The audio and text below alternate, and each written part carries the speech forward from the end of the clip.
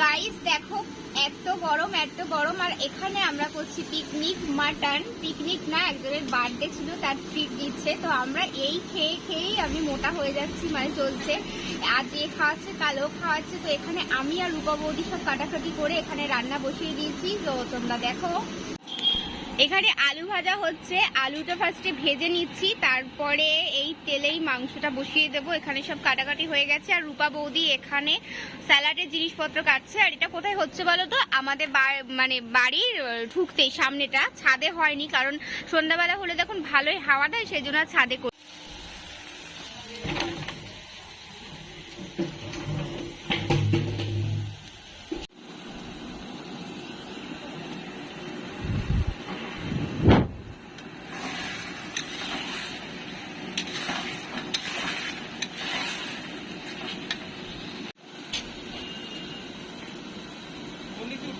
ওই তো ওপর দিয়ে চলে যাও তিনতলার ছাদে।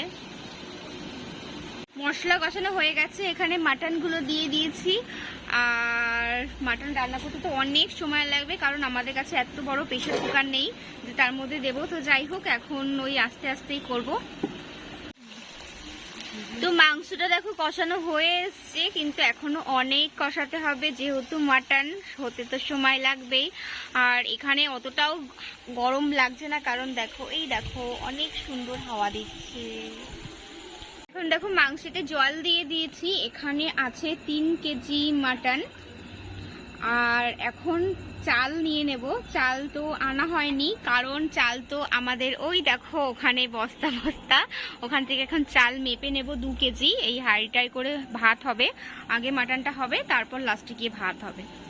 পেটটা ভরাও, আমরা চিন্তা করো না, আমরা একটু ফেলে ফেলেই খাবো, তাকিয়ে তাকিয়ে পেটটা ভরাও।